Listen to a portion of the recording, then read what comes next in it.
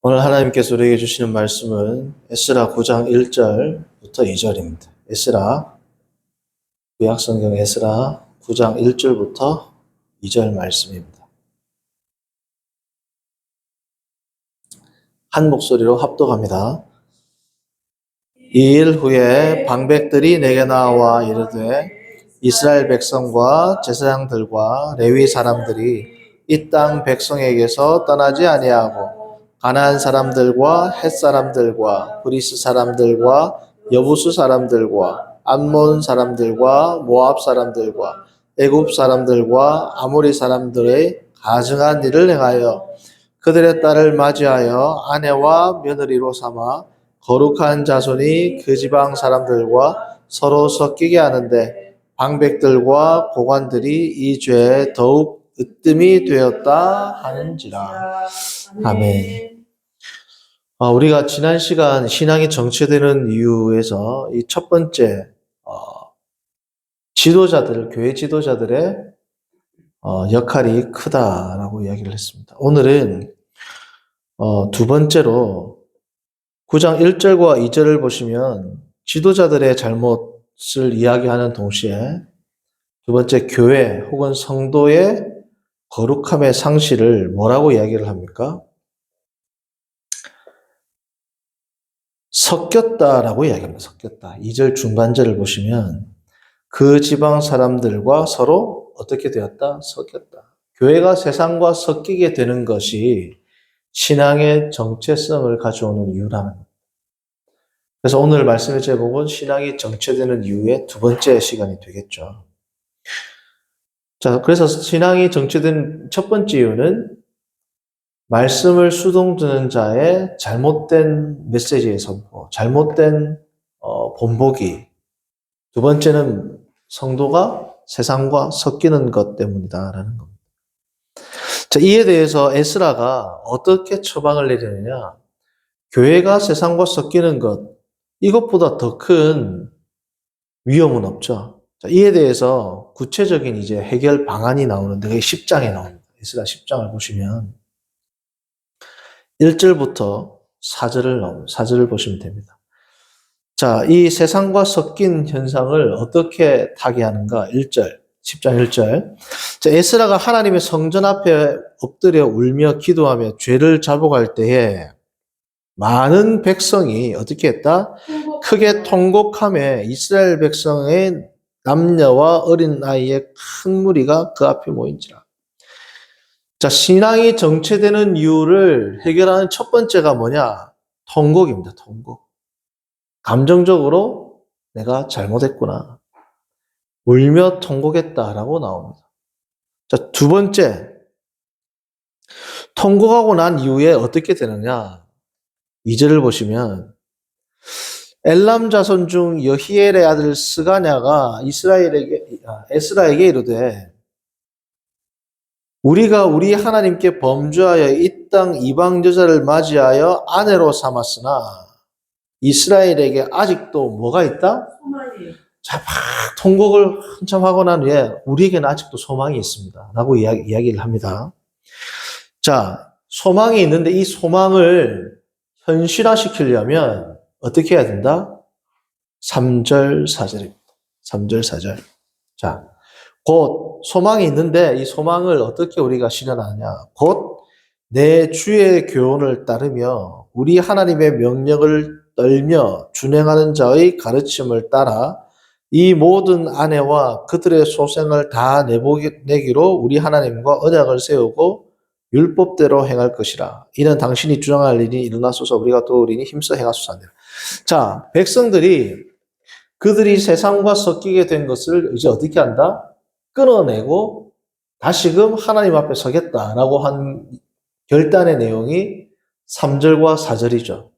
자, 3절과 4절은 우리가 이렇게 얼핏 그냥 읽으면 하나님께로 돌아섰다라고 생각할 수 있지만 이 당시에 너무 어떻게 보면 가혹하고 혹독하지 않습니까? 자, 하나님 앞에서 바로 서는 그 구체적인 행동 강령이 두 개입니다. 첫 번째 뭐예요? 이혼해야 돼, 이혼. 두 번째는 어때요? 자녀를 유기, 갖다 버려야 된단 말이에요. 자, 우리가 지금 예수님을 믿는다고 해서 아내와 이혼하고 자녀들을 다 고아원에 보내고 말이 되나요? 너무 어떻게 보면 혹독한 처방이란 말이죠. 이게 가능한 처사일까요? 우리가 구약을 보면 지난 시간에도 이야기했지만 하나님의 영광의 관점에서 볼 때 우리가 어떻게 이런 부분들을 해석해야 할지를 살펴보았죠. 자, 그걸 지금 그러면 오늘날 아내를 버리고 자녀들을 다 버리고 하는 이러한 것들을 어떻게 적용을 해야 하는가? 그게 오늘 신앙이 정치되는 이유와 연관된 주제입니다.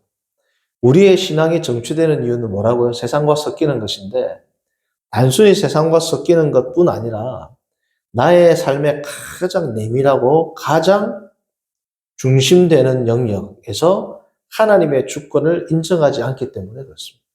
자, 예를 들면 자녀 문제. 자녀 문제에 있어서 정말 신앙적인 판단을 하나요? 아내와의 관계, 자녀와의 관계에 있어서 정말 내가 성도가 성도답게 생활을 하냐 이거죠. 자녀에게는 정말 신앙의 가르침대로 가르치나요? 아니면 세상에서 성공하는 방법을 더 가르치나요? 그러니까 우리가 신앙생활을 할 때 정말 나의 신앙의 가장 내적이고 내밀하고 은밀한 영역, 여기는 아내와 자녀로 표현되는 이 영역까지도 하나님 앞에서 완전히 바꾸지 않으면 지금 벽두 2025년 벽두가 이제 시작됐지 않습니까? 벽두 새해가 시작되었는데 결단을 어떻게 하느냐? 우리가 우리의 가장 내가 감추고 있는 영역까지도 주님 앞에서 내어놓을 때 신앙의 정체에서부터 성장으로 나아갈 수 있다. 누군가는 가장 내밀한 영역이 온라인상에서 좋지 못한 영상들, 음란 영상들, 이러한 것일 수 있습니다. 그렇죠? 요즘에 대형 교회의 문제가 뭐예요? 잔영사역자라든지 아니면 목회자라든지 다 뭐 이런 영상에 노출돼 있습니다. 뭐 이런 것들 아니면 뭐 각 개인마다 가장 연약한 뿐 아니라 가장 나의 삶에 있어서 가장 은밀한 영역까지도 하나님 앞에서 온전히 내어놓고 이걸 해결받지 않으면 신앙이 어떻게 된다? 앞으로 나아갈 수 없고 정체된다는 거예요. 신앙이 정체된다는 건 신앙이 뭐예요? 죽는 거죠. 새 속의 물결 가운데 정체되면 어떻게 돼요? 그 물결에 떠내려 휩쓸려 내려가게 되는 겁니다. 자, 그런데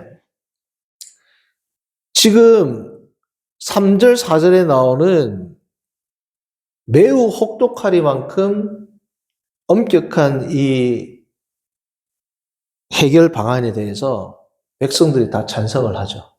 찬성을 하는데 이것을 어떻게 이제 구체적으로 실현하는지가 이제 7절부터 한번 읽어보겠습니다. 7절부터. 자, 에스라가 이제 공표를 합니다. 유다와 예루살렘에 사로잡힌 자들의 자손들에게 공포하기를 너희는 예루살렘으로 모이라. 자, 며칠 만에 모이느냐? 누구든지 방백들과 장로들의 훈시를 따라 3일 내에 오지 아니하면 그의 재산을 정몰하고 사로잡혔던 자의 모임에서 쫓아내. 이게 뭐냐면 헤렘이거든요. 지금. 문자적인 헤렘 다 죽인다는 게 아니라 출교시킨다는 거예요. 출교. 이스라엘 백성에서 뭐예요? 헤렘시키겠다. 더 이상 이스라엘 백성으로 간주하지 않겠다. 이방인으로 간주하겠다. 3일 내로 즉시로 듣고 다 모이라는 겁니다. 9절. 유다와 베냐민 모든 사람들이 3일 내에 예루살렘에 모이니 때는 9째 달 20일이라 무리가 하나님의 성전 앞 광장에 앉아서 이 일과 큰 비 때문에 떨고 부들부들 떠는 이유가 두 개야. 첫 번째는 이 일, 이제 3일 내로 모여가지고 이 일을 처리해야 된다라는 이 엄중함. 두 번째는 추운 겨울에 비를 맞고 있으니까 떨리죠. 9째 달이라면 이스라엘 달력으로 9째 달은 기슬루월입니다. 기슬루월. 오늘날로 하면 12월이에요. 12월. 12월, 기슬루월 10일이면, 20일이면 12월 달이기 때문에 낮 평균 기온이 예루살렘 당시에 낮 최고 기온이 10도입니다, 10도. 낮 최고 기온이 아니라 낮 평균 기온이. 그러니까 요즘 겨울 남부지방하고 비슷하단 말이죠. 밤에는 이제 때로는 0도까지도 떨어지고 영하로 떨어질 수도 있고. 이 추운데 비를 맞고 서 있어요. 얼마나 춥겠어요. 3일대로 다 모여라. 그러니까 이게 모여가지고 광장 앞에서 비를 맞고 부들부들 떨고 있단 말이죠. 자, 그런데 10절부터 뭐라고 하느냐. 이렇게 얘기합니다. 제사장 에스라가 일어나 그들에게 이르되 너희가 범죄하여 이방 여자를 아내로 삼아 이스라엘의 죄를 더하게 하였으니 이제 너희 조상들의 하나님 앞에서 죄를 자복하고 그의 뜻대로 행하여 그 지방 사람들과 이방 여인을 뭐라고요? 끊어버리라. 죄를 자복하고 11절 회개하고 실제로 그 죄에서 돌이키라라는 거죠. 11절, 12절 봅니다. 모든 회중이 큰 소리로 대답하여 이르되 당신의 말씀대로 우리가 마땅히 행할 것입니다. 딱 지금 결단이 이제 강경한 겁니다. 모든 백성들이 다. 13절과 14절을 읽습니다. 그러나 이걸 꼭 행할 것인데 그러나라고 나옵니다. 어떻게 나오느냐? 13절. 그러나 백성이 많고 또 큰 비가 내리는 때니 능히 밖에 서지 못할 것이죠. 계속 비를 맞고 서 있을 수는 없겠죠. 우리가 이 일로 크게 범죄했은즉 하루 이틀에 할 일이 아니에요. 하루 이틀 만에 당장 해결할 일이 아니다라는 거예요. 성도님들, 이 죄라는 게 얼마나 치명적이고 끈적끈적하고 붙어 있냐면 하루 이틀 3일 끊는다고 끊어진 게 아니죠. 하루 이틀 내에 이걸 빨리 해결하는 것보다 더 중요한 게 뭐라는 겁니까? 철저하게 뿌리 뽑는 겁니다. 그렇죠? 14절. 이제 온 회중을 위하여 우리의 방백을 세우고 우리 모든 성읍에 이방 여자에게 장가든 자는 다 기한에 각 고을의 장로들과 재판장과 함께 오게 하여 이 일로 인한 우리 하나님의 진노가 우리에게 떠나게. 얼마나 구체적입니까? 자, 이게 무슨 뜻이냐? 각 성읍마다, 각 동네마다 누구를 세운다? 장로와 재판장을 세운다. 우리로 말하면 이장, 통장, 동장들을 세운단 말이죠. 이장, 통장, 동장을 세우는 이유가 뭘까요? 자, 저를 봅니다. 왜 세울까요? 그 동네 상황들을 다 알아야 돼요. 가족 구성원들을 다 알아야 되겠죠. 그걸 조사를 해야 되니까 각 통장을 다 세운단 말이죠. 이 구체적으로 이제 해결할 방안들을 구체적으로 세우는 겁니다. 자, 예를 들어서 내가 어떤 중독이 있다. 끊어야지. 여기서 끝나는 게 아니라 구체적으로 어떻게 끊을 것인지에 대한 뭐예요? 디테일이 어디 광고인지 모르겠지만 디테일이 생명이다. 뭐 이런 게 있잖아요. 이 디테일한 것들을 다 세운단 말이에요. 세부 세칙들을 어떻게 해서 이 일을 행할 것인가? 단순히 나는 이방인 여자랑 결혼했어요. 안 했어요. 거짓말할 수도 있잖아요. 그러니까 그 각 동네에 사정을 속속들이 알 수 있는 지도자들을 어떻게 한다? 다 세운다. 자, 15절을 보면 이렇게 위대한 하나님의 개혁을 하는데도 반대파가 있어요, 없어요? 이 반대파가 나옵니다. 오직 아사엘의 아들 요나단과 디과의 아들 야스야가 일어나 그 일을 반대하고 무슬람과 레위 사람 사프데가 그들을 돕더라. 반대파들도 있고 그 반대파를 돕는 파들도 또 생겨요. 그러니까 뭔 일을 하든지 반대파는 다 있단 말이죠. 근데 이거는 이 15절 한 절로 땡입니다. 하나님의 큰 섭리를 이룰 때 이러한 것들은 뭐예요? 그냥 치고 나가라는 거예요. 그렇죠? 이때 뭐 반대가 안 심했겠어요. 엄청난 분쟁이 있을 수 있죠. 그러나 성경은 이 한 줄로 끝냅니다. 하나님의 큰 일은 어떻게 쭉 진행해 나가는 거죠. 자, 그런데 놀라운 일이 있습니다. 16, 17절 보시면 사로잡혔던 자들의 자손이 그대로 한지라 그 말 그대로 한 겁니다. 각 마을의 재판장과 지도자를 세우고 제사장 에스라가 그 종족을 따라 각각 지명된 족장들 몇 사람을 선임하고 열째 달 초하루에 앉아 그 일을 조사하여 열째 달 초하루부터 17절 첫째 달 초하루에 이르러 이방인을 아내로 맞이한 자의 일을 조사하기를 마치니라. 이거 하는데 몇 달 걸렸다? 3달 걸린 겁니다. 3달. 자, 그럼 여기서 의문이 있어요. 왜 이렇게 오래 걸릴까요? 인구도 그리 안 많아요. 당시에. 그럼 각 고을에, 각 동네마다 이방인 여자라 결혼한 사람, 결혼 안 한 사람 금방 나오죠. 한 달이면 나올 수 있습니다. 한 달이 뭐야? 뭐 일주일, 2주일이면 다 나올 수 있습니다. 자, 그런데 왜 3달이나 걸렸을까? 그 이유는 이렇게 생각하면 돼요. 자, 이방인 여자가 이스라엘 남자와 결혼을 했다. 근데 이 여인이 개종할 수도 있어요, 없어요? 그 가장 정확하다는, 가장 극명하게 이것을 보여주는 사례가 어디에 있습니까? 우리 성경 신명기 다음에 나오는, 사사기 다음에 나오는 룻기를 봅니다. 룻기. 이방 여인 룻이 개종을 하죠. 그러니까 개종을 하면 이방 여인이 개종을 하면 지금 이 사례에 들어가는 게 아닙니다. 자, 그러면 이 가정에 들어온 외국인 여인이 있는데 이 여인이 개종을 했는지, 개종을 한 척 했는지, 진짜 개종했는지 동네 사람들은 어느 정도 알겠죠? 그런 거를 다 파악하니까 시간이 오래 걸릴까요? 오래 걸리지 않을까요? 그걸 첫 번째는 그걸 보면 알 수 있고, 두 번째는 뭐냐? 숫자입니다. 18절부터 44절까지를 쭉 세보면 한 100명 남짓, 100명 정도의 사람들이 쫓겨나요. 이스라엘 백성들 가운데서. 이스라엘 백성들 가운데 끊어진 자가 몇 명이다? 100명 남짓이다. 많아요, 적어요? 적어요. 엄청 적죠. 이때 당시에 다 이방 여인들이랑 혼인했어요, 안 했어요? 다 했습니다. 그럼 전체 인구가 몇 명이나 이때 당시에 포로로 귀환한 자가 2장에 나옵니다. 2장 64절, 에스라. 64절, 65절. 자, 온 회중의 합계가 42,360명이요. 그 외에 남정과 여정이 7,330명이요. 37명이요. 노래하는 남녀가 200명이요. 이거 합하면 제가 더해보니까 약 5만 명이에요. 5만 명 중에서 100명 나갔으면 5만 명 중에서 정말 100명만 이방인 여인과 혼인했을까요? 그러니까 개종한 사람들도 많았을 거라는 거예요. 이걸 다 뭐예요? 조사를 한 겁니다. 그래서 5만 명 중에서 100명이면 0.2%, 0.2%.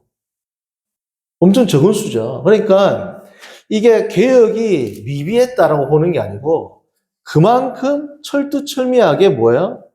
개혁을 단행했다라고 보는 게 맞죠. 단순히 이방인과 결혼한 여자들을 쫓아내는 게 아니라 하나님은 그렇게 잔인무도한 분이 아니죠. 개종을 해가지고 이스라엘 신앙, 여호와의 신앙을 받아들인 자들은 정착을 한 겁니다. 예를 들면 룻이라든지 갈렙의 자손도 그렇죠. 그나스 지파였잖아요, 원래. 그렇죠? 그나스 지파, 그나스 자손들이죠. 다 이방인들입니다. 그러나 개종을 하면 유대인으로도 들어오고 룻 같은 경우에는 유대인 가운데서도 유대인, 다윗의 뭐예요? 어머니가 된단 말이죠. 계보에 들어가게 된단 말이에요. 자손이 어머니가 아니라 조상이 된단 말이죠.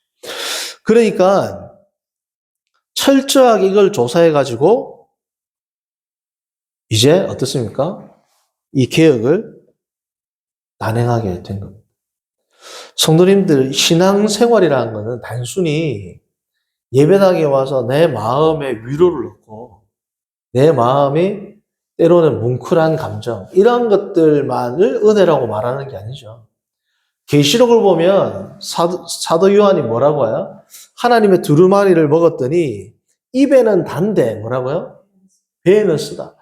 교회에 와가지고 하나님의 은혜를 받을 때는 좋은데 실제로 이 은혜를 내 삶 가운데 나의 가장 내밀한 영역에서부터 하나님의 말씀에 순종하는 것은 쓰단 말이야.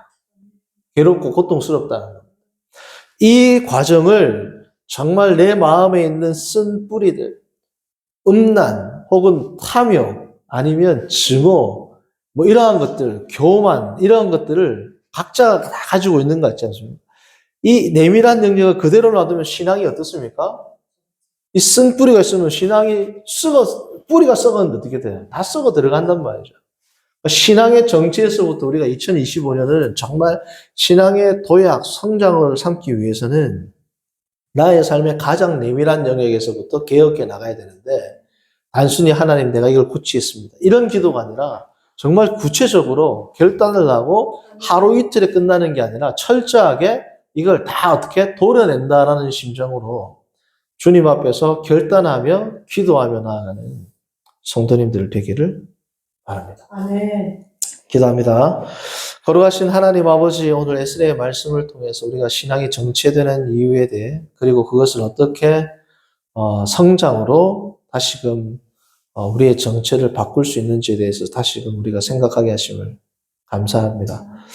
나의 쓴뿌리와 여러 가지 정말 가장 내밀한 영역에 감추어뒀던 이 죄악들과 연약함들을 주님 앞에서 다 내어놓고 하루 이틀이 아니라